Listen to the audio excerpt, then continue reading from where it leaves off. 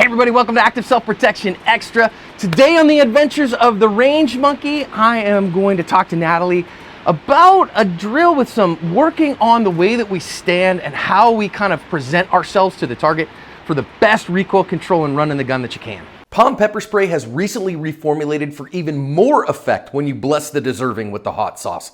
Palm is what I use between a harsh word and a gun and encourage everyone to do likewise. So remember, we've seen this, in this weekly series, Natalie has come from somebody who's really never shot handguns before to somebody who, through Dad's dry fire program, is now an FBI pistol qualification graduate, which is pretty banging. Not many people can do that, especially an 18-year-old young woman who is just getting started.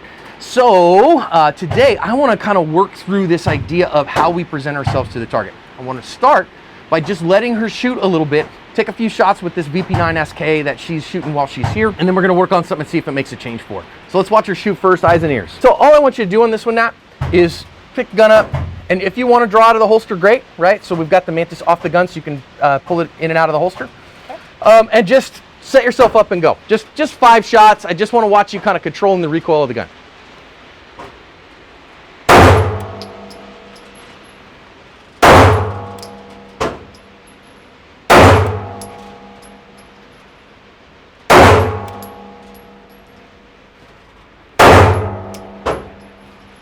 All right, once you're done with those, go ahead and unload. Good job. Okay. Now, come on out here, let's talk about it a minute. Did you play any ball sports in high school or anything like that? No ball sports at all in your life? I was homeschooled. You were homeschool kids. What are you gonna do, right? Okay, so one of the things that I wanna think about here real quick is that I saw you doing something that I see everybody doing, all right? So when it comes time to generate any kind of force, so if we are going to play any kind of ball sports, I usually ask about ball sports because most do or a lot do, and it's pretty universal, right? That when the time comes for the action, that we point all of our major body parts at the action. So what do I mean by that? I point my nose at the target. I point my shoulders, so the middle of my shoulders. I don't blade my shoulders away from the target. I turn them in to the target. I point my hips at the target, and I point my toes at the target. So I'm gonna actually, you scoot that way just a little bit. I just wanna get back here so that they can kind of sort of see. That one of the things that I see all the time is I see people, they kind of kick this back foot out like this, and I'm gonna actually move over here. You can see it better if I'm over here because I got it open. Is when I see people, they're standing in a shooting lane, and then they kick this back foot out. And so now my hips and my shoulders and all that are pointed away from the target. So now I got to turn in, and that puts a lot of stress on my knee, puts a lot of stress on my hips, makes it more difficult to get in there. And you know what's funny, because I use these guys here, these little supports, to think about that all the time. So here's what I want you to feel, Natalie, okay? We have this saying, it came from Ed Parker Sr., to hear is to doubt, to see is to be deceived, but to experience is to believe, okay?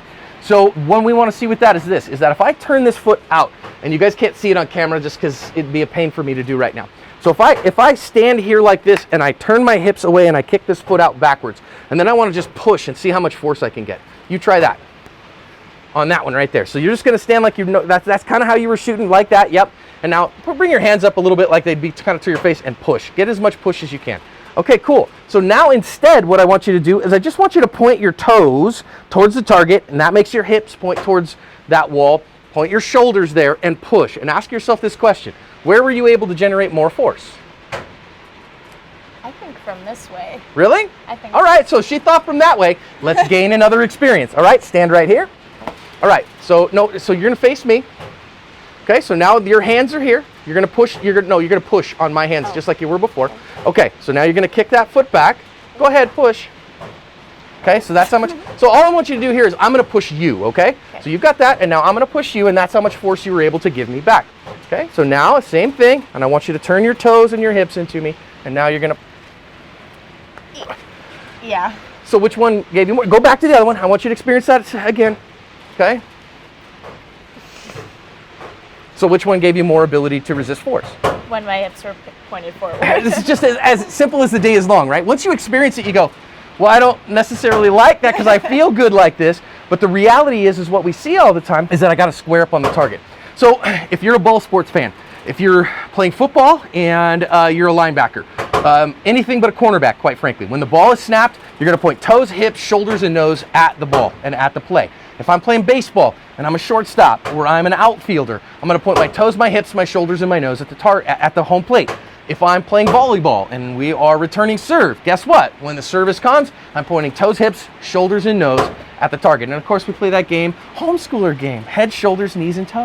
I know that one. See? Head, I play shoulders, sports knees, ball. and toes. But really, we do hips and toes. So that's a little different, right? Head, shoulders, hips and toes, hips and toes, hips and toes. That just doesn't quite the same, but you know, it's a ballpark, right? Doesn't have a good ring to it. So now what I want you to think about is that you're getting that gun out there, right?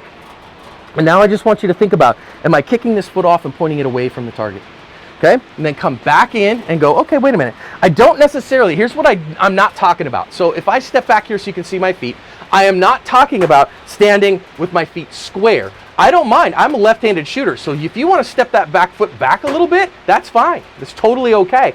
But what I want them both pointed at the target, okay?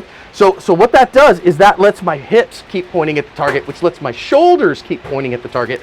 So then I can bring the gun out right in front of me and resist recoil. Because if you come here and face me again, and you put your finger gun up, okay, so you have your finger gun up here where you can do it. So look at your toes right now. Now turn your toes into me. Now that might mean if you want, you can sneak these feet out a little bit if you want to give you a little bit more stability if you want.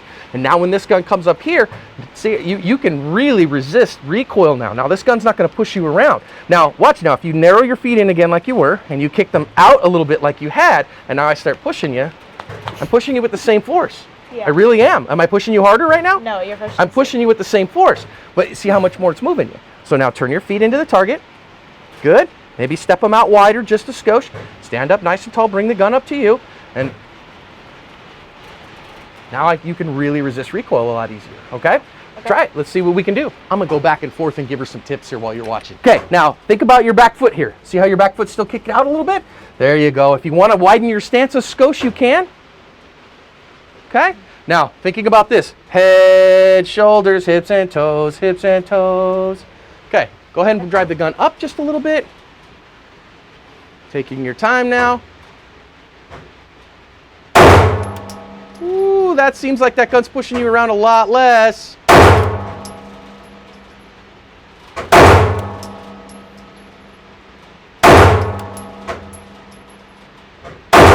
Huh. All right, go ahead and just set the gun down on the counter. Okay. Come on back here. Tell us about your experience. Tell me what you're feeling.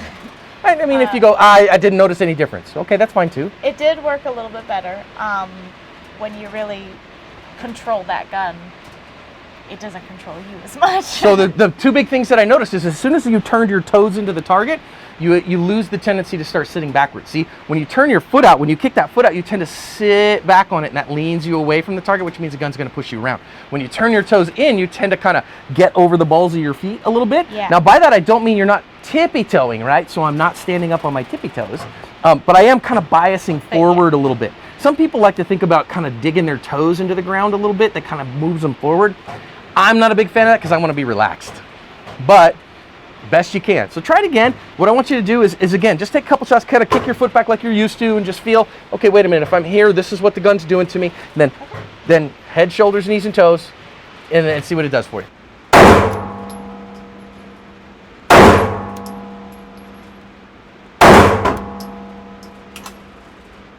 All right, now go ahead and switch. Switch your feet up. No, just leave it loaded. Okay, I'd maybe even widen just a little bit if you wanted to. So you've got a little bit wider stance, right? See how that kind of biases you towards the balls of your feet a little bit? Yeah. Now, you're little too, so because you're little, if you go a little farther back, you might experience good. At some point, right, you're like, okay, that's too far. Yeah. But where is that? Just depends. Play with it a little bit and find out, right? Now your feet are pointed towards the target, which points your hips towards the target, points your shoulders towards the target. Drive the gun up.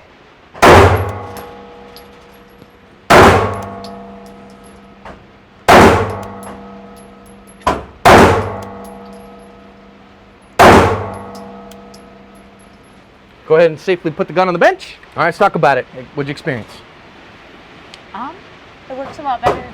So I think especially, see me as a big, heavy guy, right? Like I'm like 2.5 of you, okay? So I can get away with all kinds of crap, right? That's the reality. Bigger people because I have more mass.